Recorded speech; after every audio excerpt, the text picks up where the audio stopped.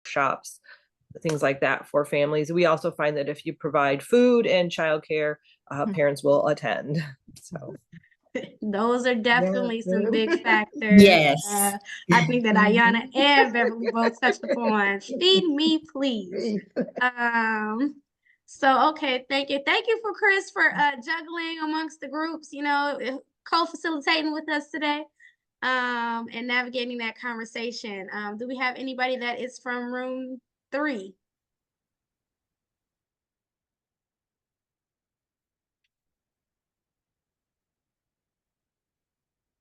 Now, somebody was in room 3 now, y'all. I saw these breakout rooms. It was at least 3 of y'all in room 3. I'm not sure what room I was in. I didn't take a good enough look to see my number. Okay. I remember jumping in your room, and that's a shame because I don't remember what number it was either. I don't either. Okay. It was 5. It was 5. Oh, were we okay, 5? Okay. 5. Okay, well, 5, you can jump ahead right now. What did you all talk about? What's your organization, and what did you kind of learn from everyone? So I work at a public school, and I run before and after school, preschool, and summer programming, all tuition based. Preschool to our before and after and preschool program, our preschool through 5th grade. Our summer is just school age. We only do family engagements really with the preschool age. We're kind of really looked at as childcare for summer and before and after school. So we don't do any type of family engagement for those events, but we take part in like the school's events. And so like when they're after school programs, we'll take our kids to those and then make the parents pick them up there. So that's the only way we get our school age ones to attend. Thank you. But I mentioned that I give prizes, so we bribe and to get more there, and to we give meals to provide food while they're there to try to entice a little bit more. But we kind of came to the consensus that it's kind of always the same parents that come to our programming. It's not, and sometimes it's not the ones you really want to reach. And so why do you think that might be? Is it Miracle? Yes, Miracle. Okay. Yep. So what do you think that is to where you get stuck with like the same couple of parents that are always coming in? They probably are coming for those prizes and incentive, to where to get out of that rotation of what's new? Where are the other parents? Because these are not the only kids here. What do y'all did y'all have that discussion of what you think that is? Well, my opinion was it's like the younger families that you're seeing now, the younger parents, like they don't want to be, if you're trying to give it a parent workshop, they don't want to be told how to parent, and that's pretty much what they, come to do. That's why we do like a kids activity to go along with the parent workshop and then prizes. So it kind of helps entice, and the kids maybe want to come because we mention it to the kids about prizes and food and activities before, along with sending it out to parents. So then we have the kids bothering the parents if they want to go. Okay. But okay. yeah, I never see, it's very rarely we see new parents show up to those. Okay. So I know like one of the things that we do, I think, I don't remember if it's Ayana or Beverly mentioned it, but it's like sometimes we'll give gift cards to the parents. So if you come and participate, there's something for you and there's something, for the kids. That's something that, we've found happens. I see Dan says in the chat, there are a lot of reasons why parents don't or can't come. Dan, you want to jump in? What room were you in? Are you able to come on, Mike? Yeah, I think I was in room 3 at the end, but then I was in a different room before. But like, we found I don't want to room jump for in because y'all. there's so many different reasons why parents can't make it or come. Being a parent of 6, running programming at night. My wife is a professor at a university. She teaches classes at night sometimes. And we don't have any family here where we live in the state. That's just us. But then like the one thing I would say is this: parent engagement is high where we're at in sports, unfortunately. And this is coming from a guy who worked in professional and college sports. Okay. If you're running sports events, there's much more chance of engagement. But I just saw a picture of a staff versus kids basketball game in middle school from yesterday or the day before, and it was like the stands were empty. Like, wow. Wow. But then and then in my group I was talking about, I used to work with communities and schools before I had to commit full time to what I'm doing now. Um, and I was in a national meeting, and there was a national organization with parent engagement, and they basically said that keep on reaching out to parents. It's the most important thing you can do. Teachers have a higher influence than after school programs because of for a few different reasons. So teachers have more success with engagement. That being said, I worked in a high school. Our parent teacher conferences were almost at 0% engagement, you know? So that, like, there are so many different reasons. As kids get older, there's less engagement for a lot of reasons. When you have different families with different experiences in their own academics history versus sports. I mean, there's so many different reasons why parents don't. And for my own personal reasons, we have this weekend, I have a volleyball team that's participating in a tournament that I can't go to because I've got two kids and girls on the run, and my middle school daughter is taking an SAT class and she can't even participate. It's like there's so many different reasons, not including, we haven't even got into the post-pandemic and the pandemic, Yeah. differences. So yeah. Yeah, we definitely have found that, getting people back in person has been a challenge too. So that's the thing. But I like how you brought into the sports component. It's the irony. I was literally just talking yesterday. My goddaughter is graduating tomorrow, and like one of her senior pictures is all of her sports. She was on the prep team, the volleyball team, the basketball team, the track team, and she has a sibling who's a junior who was the MVP for football and also played baseball, and he ran track and football. So it's like when I think about my god sister, it's like having to be pulled between both of your kids who are like star athletes. And she's a grandparent because her oldest kid has two kids. So it's like I can definitely understand how that dynamic of not being able to be everywhere at once is definitely a factor. I see Chelsea has her hand up. Yeah, I just kind of wanted to go off of what Dan said.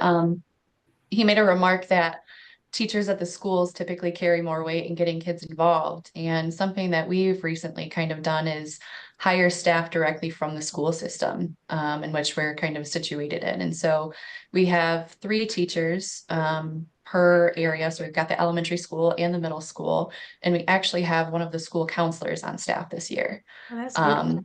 And so they come in for a few hours every day. We run a half-day program, and they do math related or literacy related activities. We do disguised learning. And then we've got actually high school students that are our mentors that are part of the program. And their job, they've got like a career center class where they're going into the elementary and middle schools and teaching and being part of an internship. And so these kiddos have already formed these really strong relationships with them. And so when they go in and say, hey, I'm working the summer program, you should come. Well, they already have relationships with the parents and the families. And so all around, it's just kind of a team effort to get those kiddos there and to get their families involved. So we're hoping for even more success this year. Okay. And so you have found that kind of, I guess, I don't want to say generation, but like that bridging the gap between the elementary, middle, and the high schoolers to work with each level, that has been a success for you all. Yes, we are not doing a high school program this year. We didn't have a lot of success with that last year. So we're doing the elementary and middle school, and then we're tying in the high school students as mentors. It's a great opportunity for them to have, their first job, especially if they're are interested in education. And like I said, they've already got relationships with the students and their previous teachers that are now part of the program. So we're trying to get the buy-in there, and we're trying to make I guess parents like to come to things when their kids are involved. They don't want to come, and somebody else said, they don't want to come to a seminar where they're told how to parent. They think it's a waste of time. And so there was a gentleman in our group that said he does like cook-offs, or they do smoothie competitions, and the parents come in and they're the judges. I loved that example. And unfortunately, like Dan said, sometimes you just don't have the time. So if you're going to have something, it really needs to be kind of a lure for them to come in. And so, yeah, appreciate that. Thank you, I just Chelsea. wanted to, sorry, I just wanted to jump in real quick for Miracle and Chelsea made a point that parents do not want to be told how to parent. What I found is that when you create a safe, warm, welcoming environment for them, with my love and logic parents, parents who are mandated to parenting classes, when they come in, hello, thank you for being here.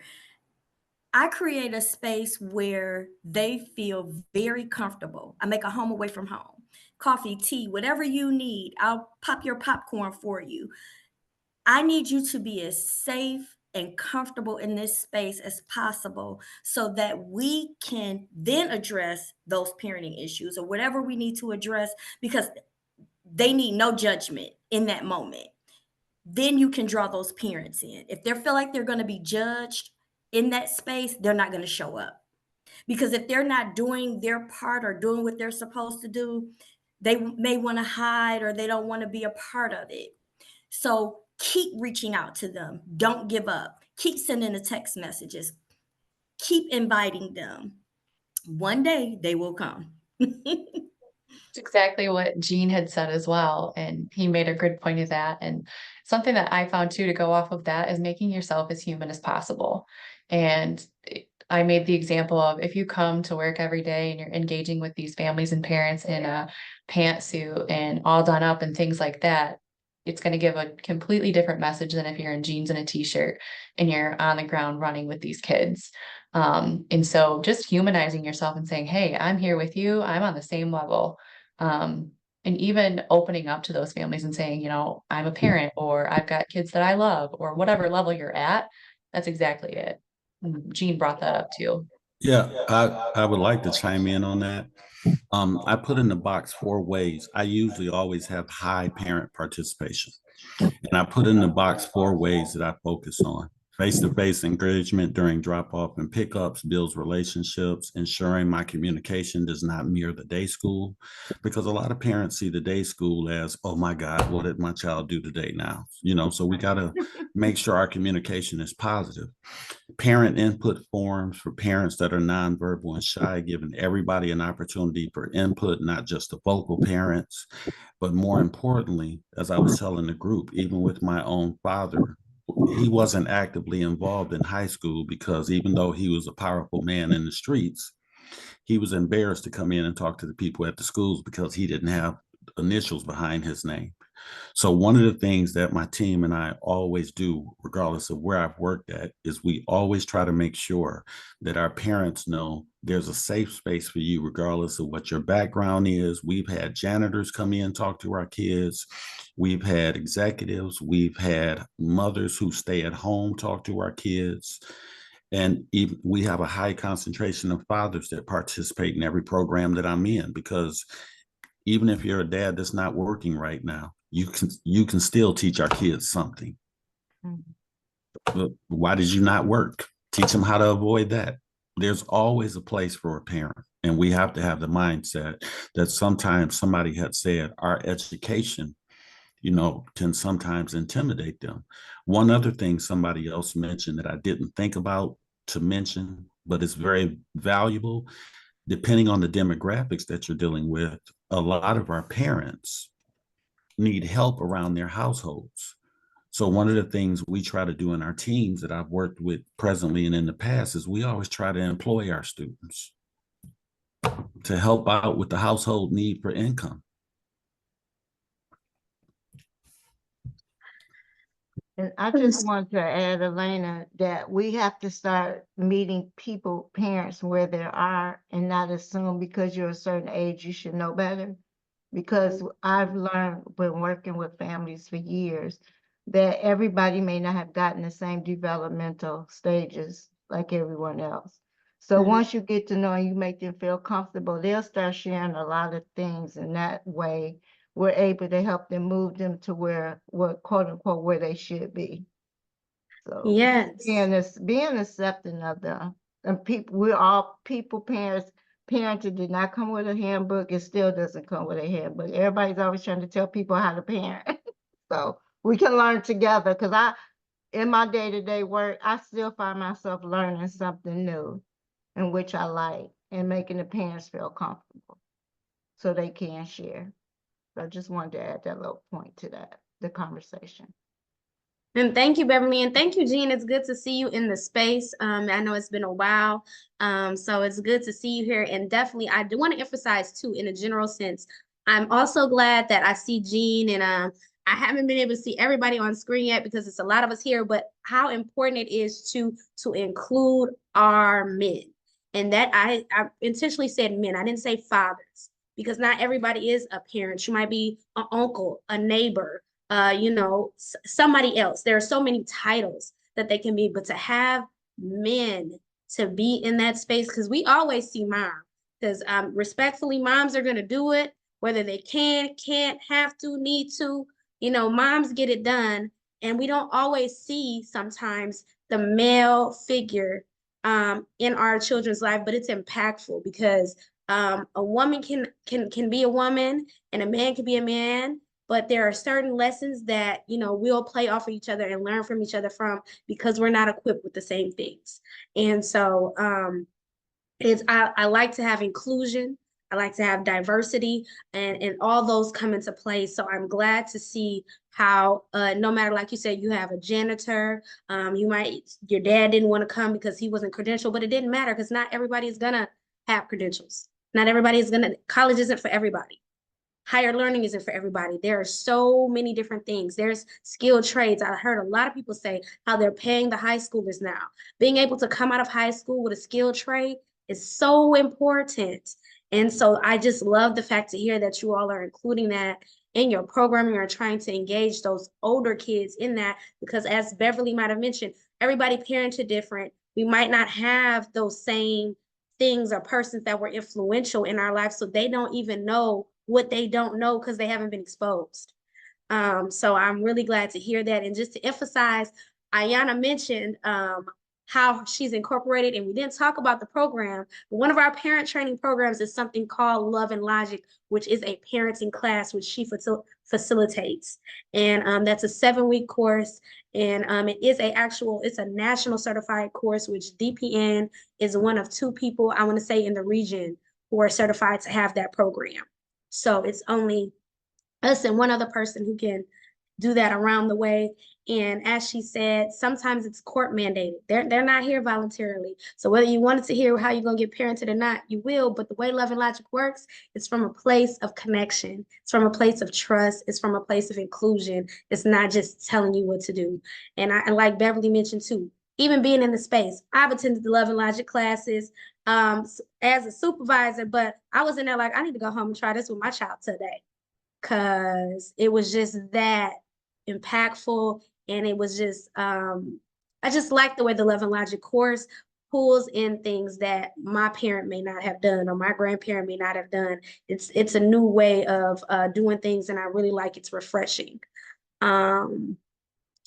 So I'm sorry, because I don't want to get into that tangent. It's 11:05. I want to see, is there anybody else in the space? I know we made it through a couple of breakout rooms, but there is anybody else who wants to share from their breakout room? I won't even call a number, but if you want to tap in right now on some things that you learned in your group, please unmute. Hi, my name is Peggy Gilmore. Hi, I'm Peggy. here in I'm here in Flint at TLC with the GSID, and actually today I'm missing the first hour, but we are having a family fun day festival out there in the back of our school, and there is games and foam machines and you name it, we got it out there, and all the staff are full force out there. And we did not go on field trips. So we used all the field trip money for this event and for a family dance that we had last month. And we had 70 parents, no, excuse me, 70 out of 120 families that showed up at the dance. And it was amazing. So, and all of us teachers, I'm a teacher assistant, and all of us teachers put in like, oh, I want to do face painting, I want to do this. And so it's a true group effort as far as our engagement people, and they kind of set up things, but then they let us teachers kind of run with things. Thank you for putting that in. That is awesome. 70 parents. 70 families. Yeah. 70 families out of 100. That is great engagement. And I thought it was very interesting how you said that you did not do any field trips and the funds were put towards the dance and the field day.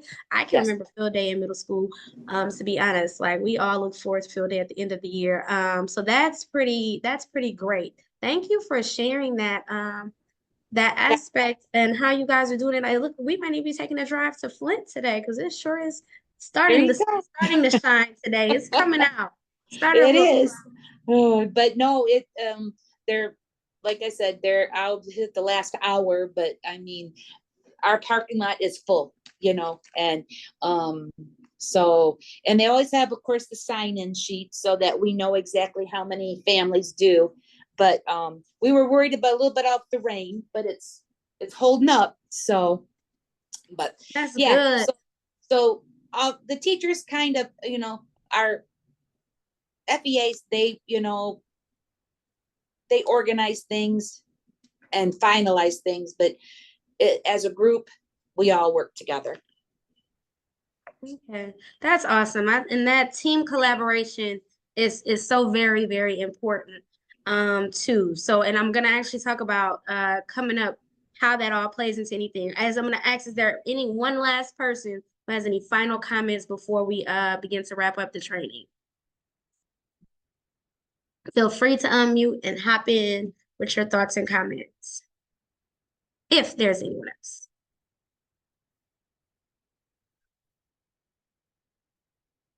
All right, so it's a little quiet in the space, so I'm gonna go back to screen sharing to bring back our presentation.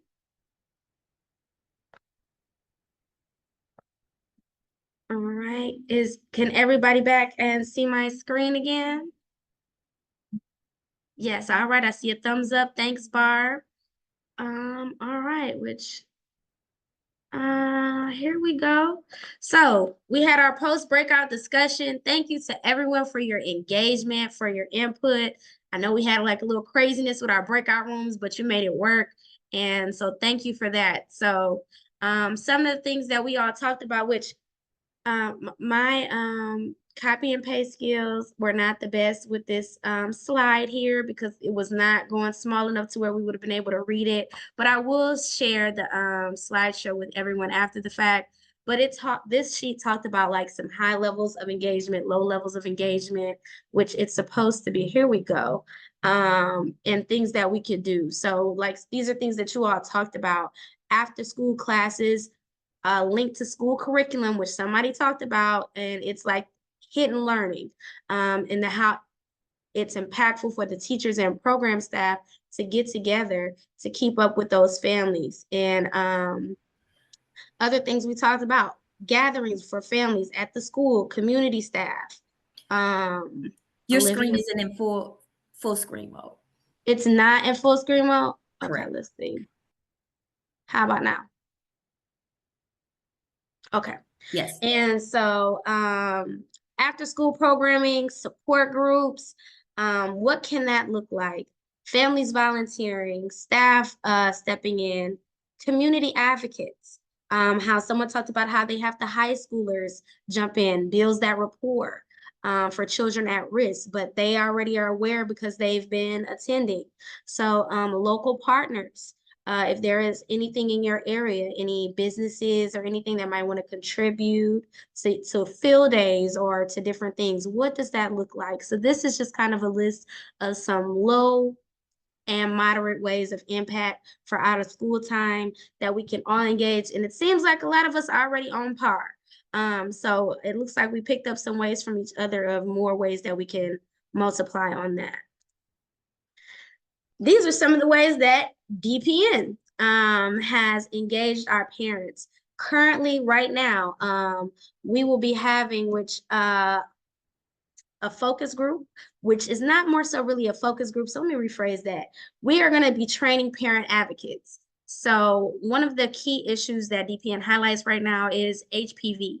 So Carmanos has partnered with us along with Project ACE, which is the Advocates for Cancer Education. We are going to pay parents with a stipend, provide a meal, and teach them what is HPV, and then they have to then go out and in order to qualify for the stipend and payment and tell at least 12 other individuals about HPV and what that means. So it's peer to peer or parent to parent cohesiveness. So we're going to bring those parents in, and it doesn't have to be families that are already within DPN. This is one of the ways that we're choosing to try to pull other people out that may not have already been engaged with us to say, hey, this is something that we have, and it's also something the community needs. So we do focus groups, and parent advocates as an engagement level. As I mentioned in the beginning, I'm the Healthy Families Manager. So under my pillar is our Healthy Families Cafes and Come Hear Our Stories. We actually just had this one last week where we went out to a partner site, which is called COTS, which is a temporary homeless shelter for women and children. And we talked to them about allergies and asthma and how that can impact the community. And thankfully, we also had the support of the Wayne Health Department. They were there to have the parents access their immunizations for themselves or their kids if they did not know if they had the vaccine, needed vaccines, and they could get them scheduled. But the great thing about our Come Hear Our Stories, which Ms. Beverly, who's here with us today, she shared her personal testament and story to these young ladies about how asthma impacted her directly. And her personal testament told her story of her daughter who went in, who suffered an asthma attack, who was pregnant, and unfortunately, due to the severity of her attack and how the steps weren't taken that they thought would have just been a simple come home, her daughter and her grandbaby, sorry, never made it home. And now Beverly is a grandparent, parenting again. And telling these stories to people that know that it's not just, anybody, it could be any one of us, have been impactful. The girls that were there even had an opportunity to say, like our nurse that was present, one of the kids had already been one of her patients, had already been in the hospital with her, seen her before. So we try to engage our parents by letting them know things that can impact them directly. And we also provided dinner and again, those resources. And then another half of that is, education. So we had an oral health forum to where we were partnered and, we gathered up 20 families, fed them, talked about the purpose of teeth brushing. And we also learned some things ourselves about how you are and aren't supposed to brush your teeth. We gave away books, we had engagement activities, but these are just some of the things that DPN is doing to increase our family engagements. And now that we've all had a discussion, again, I'm gonna be sending this to everyone. We wanna see you all come up with an action plan. What are you currently doing?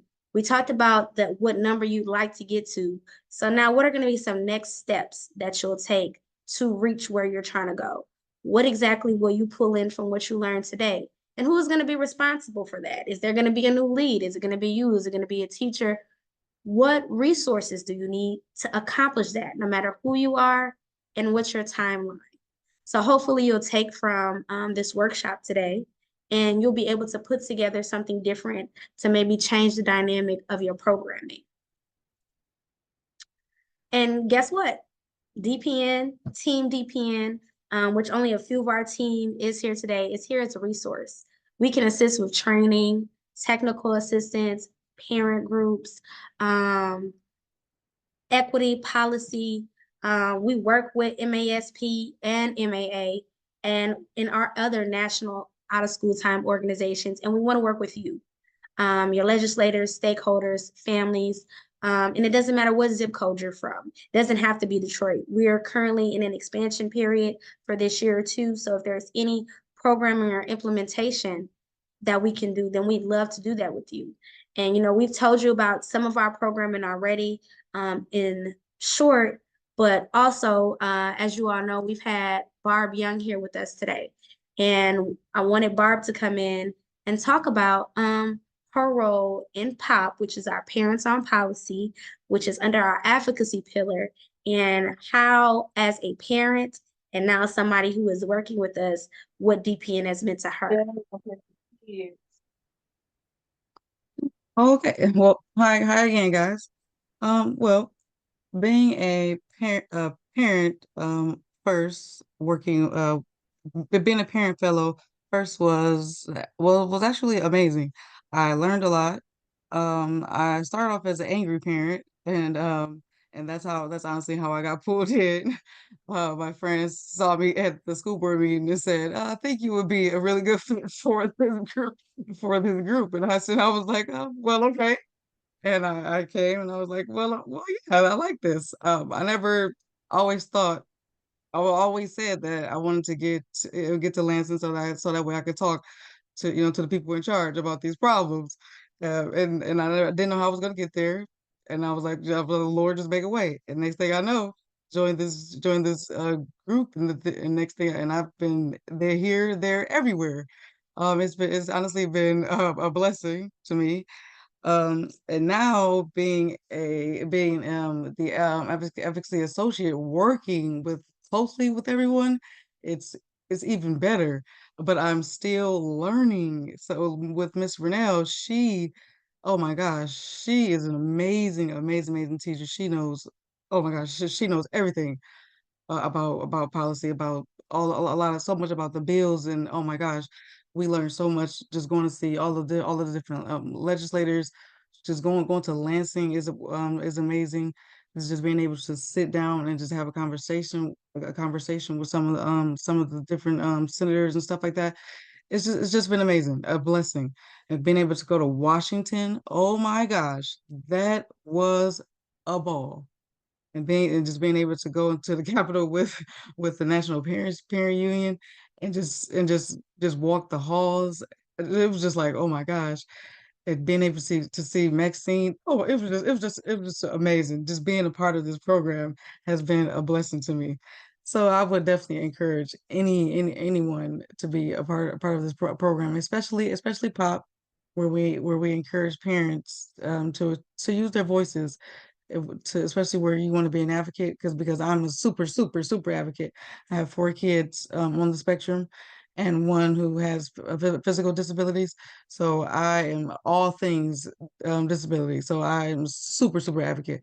But this program specifically helps you, and it helps you learn how to fight fair, honestly, and teaches you how to fight, where to fight, and how to start. It helped me to learn how to vote, honestly, because at first I didn't mark certain things and stuff like that. So now when I go vote, I know exactly what I'm voting for, who's who, and everything, stuff like that. And now I know how to help other people. So this program has been a blessing to me. So yeah, I toss it back to you, Elena. Thank you so much.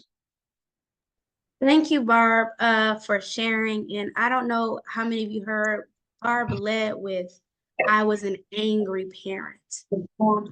I was an angry parent. That statement has resonated with us through many of our group settings to where we've done evaluations. And a lot of time parents are angry and they don't know why, because no one has ever asked them what they need. What do you need? How do you need help? And so we've talked about why parents aren't coming, why they aren't engaging. If you're trying to tell me how to parent, or if I'm mad because my child isn't getting this resource, why would I come? It took for someone to ask Barb, well, what is it that you need? Let me refer you here. Let's go talk to this person. So that outreach might be somebody that's already in your program. Talking to, if you have Jasmine and Jasmine's best friend is Casey. Hey, is Jasmine's mom asking Casey's mom, why aren't you coming to any of the stuff? What you doing? You want to come with me? I'm going. Sometimes it's gonna take that parent to get another parent, which is why we have our advocacy program, and we have our POP cohort, which Barb talked about, where we train parents, and we're gonna be going. Y'all just had graduation, right, Barb? How many people were in this last Yes, we cohort that did. graduated this week? We had 10 fellows this week who just graduated. Yes, we did. So those 10 parents went through is how many weeks? 14 weeks, 14 amazing weeks.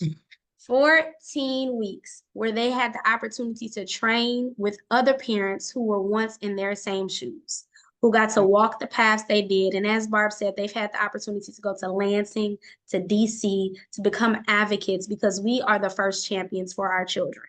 But if you don't know how to have a voice, if you don't know how to talk for yourself, then who can help you to engage you to get there?